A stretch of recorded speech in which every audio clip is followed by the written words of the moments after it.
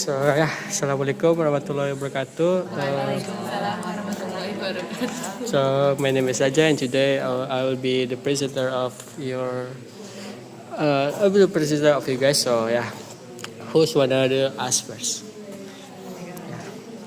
What do you think about Chomsky theory about scientific SLA? What? Chomsky theory. Can you maybe give me a clue about that? Huh? Maybe you can give me a little clue about that. About a clue. About language. But That's not the clue. we are talking about the brief history of SLA, right? Is it related? Yes. It's the history of language. I think the Chomsky modified in the third that time. Oh. After the 1950s, 1970s, I think. In 1970s. Is it Chomsky talk about mental grammar? No, No. no. What can I say? Maybe I will pass this question. So I'm really sorry. Yeah. Okay. Maybe you can switch your question. Huh? Maybe you can switch your question. Maybe others wanna ask Yeah. a question. I want to ask questions. Can you explain to me with your understanding about the 1950s history of SLA? Yeah. As far as I know, that's the year that SLA started, right? So yeah. In that year, SLA started to be studied seriously. If I'm not mistaken, it's around 1960, and then at first, people thought learning a second language was just like learning good habits. This came from behaviorist theories, the idea that language learning happens through repetition and practice. Yeah, I think that's all. Thank you. Okay. In your opinion, how does the psychological theory behaviorism become a second language learning theory? Sorry, Adi? In your opinion, Yeah. before it was called a psychological theory, that is behaviorism. How does it turn into a second language learning theory? How do behaviorism turns into second language? Theory. I think it's because people actually often move from around one country to another country, right? So yeah, if we are in Indonesia but we move to English, of course we need to learn another language to understand what the other countries mean, right? Yeah. So yeah, it's actually came from our, maybe I can say that it's about our instinct that we need to learn another language to understand what the other person in other language other language in another country means. Based on your understanding, what do you know about the period 1980s, the last period, about the history of SLA? 1980. Yes. Yeah. Maybe.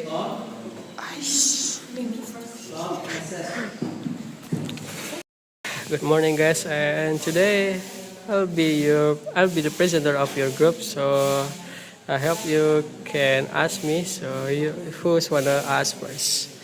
Yeah, Alfred. Do you still remember the?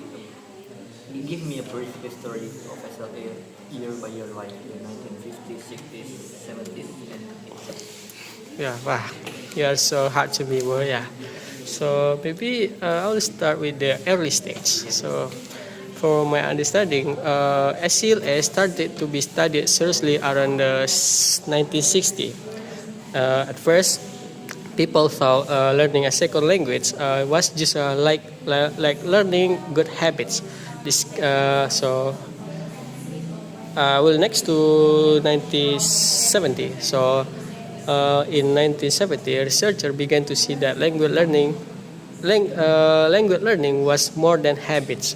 People could create sentences they had never heard before. This showed that the brain plays an active role. And maybe for 1980, the focus turned to how learners get and use input. The language they hear or read.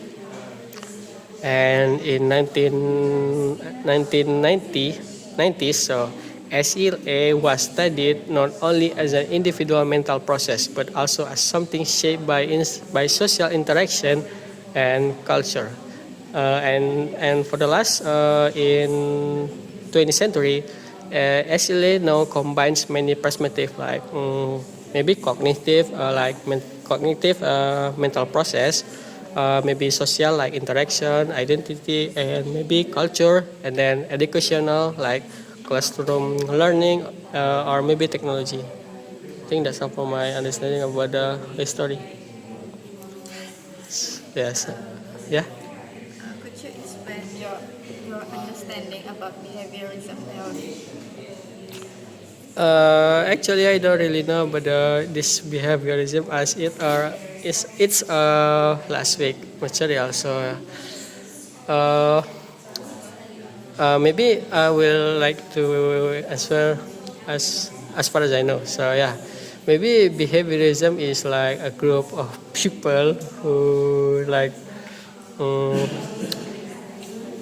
a group of people that behave as what they want to do. Maybe yeah. I think that's. I'm really sorry. Do you think we really need to learn about this history of SLA? Yeah, actually, as a literature student, I think we need to learn this as that's part of history, and yeah, we need to learn history that because after we learn a history, we need to teach it to our son. So yeah, our son, our dog. Our child, yeah, something like that. Yeah, I'm really sorry. Yeah,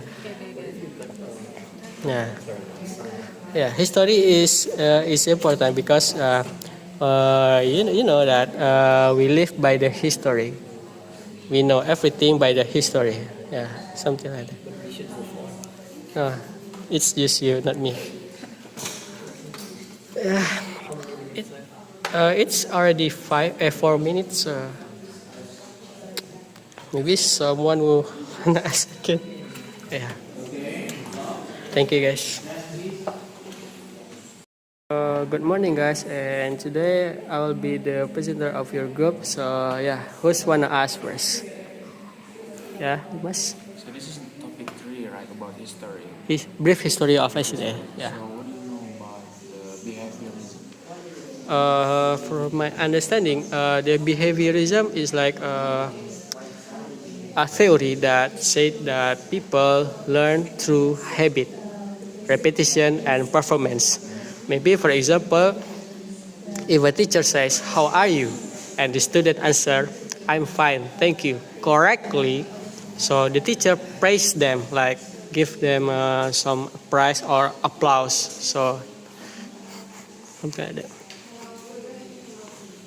Yeah, who's again, guys? Do you know Then? about the stimulus? I forgot another one. Stimulus, blah blah blah, reinforcement.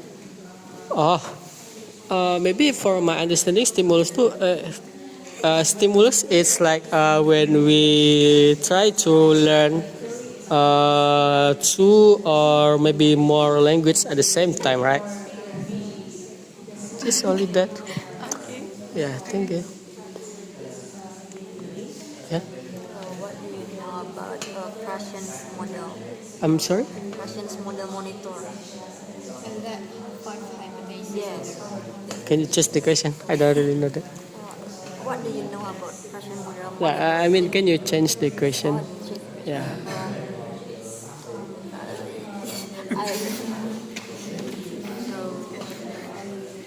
Can you tell us what is the example and the real life situation of behaviorism? I believe I already say the example for behaviorism in Dimas' question. Yeah. Maybe you can change your question. Maybe about the history of SLA or something like that. Can you tell us about the structuralism? Yeah.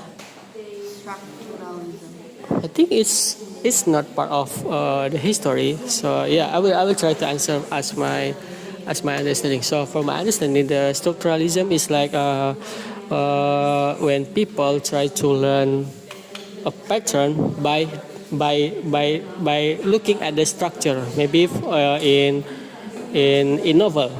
In novel, if you want to analyze or maybe make a critics about the novel, we need to know about the patterns itself, like the structure of the novel.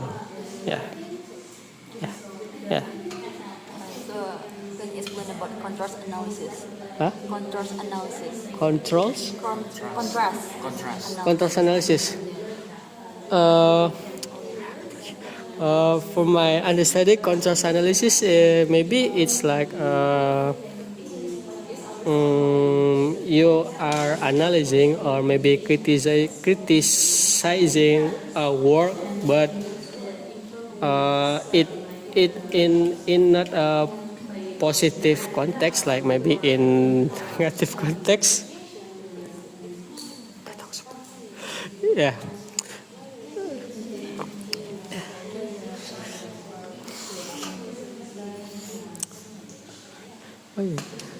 Why there's no one ask about the history, guys? You only study the history. Because Pak Anafi said that I need to present about the brief history of SLA. Only that. But that's Oh yeah.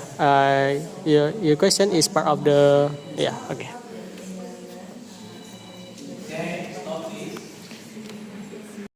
Yeah, good morning guys, and today I will be the presenter of your group, and yeah, who's wanna ask first?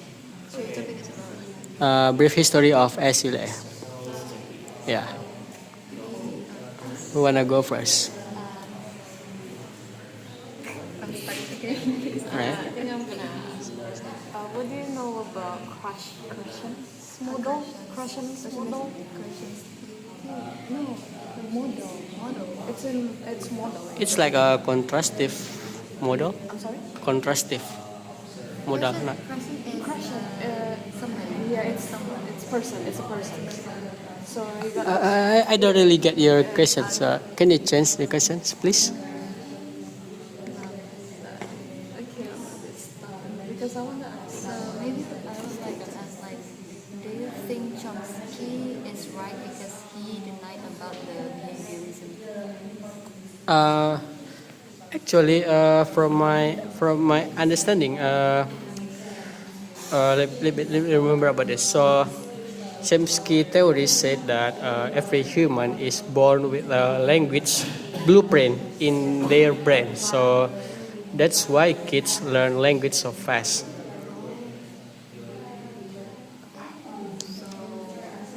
You think Chomsky argued about that to behaviorism? So you think? Yeah, because behaviorism is like a theory that said that people learn from habit, right? Yeah, I think Chomsky is agree. You agree with Chomsky or? Yeah, I agree with them. You just- Yeah. Okay. Do you want to ask? So can you tell us briefly, like, what happened in the 1980s? 1980. So, In the 1980s. for my understanding, 80 is like when people turn to how learners get and used to input. What I mean for input is like the language they hear or read. There is like a main person behind this theory. Stephen Carson introduced the input hypothesis, saying we learn language when we understand slightly more than we already know. I think that's. Yes. I need your. I mean, based on your understanding, what is the most important part when someone wants to learn a language Mm, from the history, you know? from the history. Yeah, yeah. You talk about the history from all the history and kind of language learner you learn about. I need your opinion. What is the most important thing when someone wants to learn a new language, the second language? One most important thing that when someone wants to learn a new language, right? What's the factor?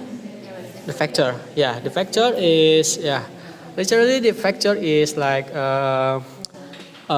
it's like environment around us. I mean, like when we are in Indonesia, we come from Indonesia and we wanna go to English, maybe for example, yeah. Of course, we need to learn. Of course, we need to learn English, right? Because when we still use Indonesia in English, of course the people in that place is not understand what we mean. So yeah, as we know that the person in that other country is use English, yeah, of course we need to learn their language too. Yeah, I think that's all. Thank you guys.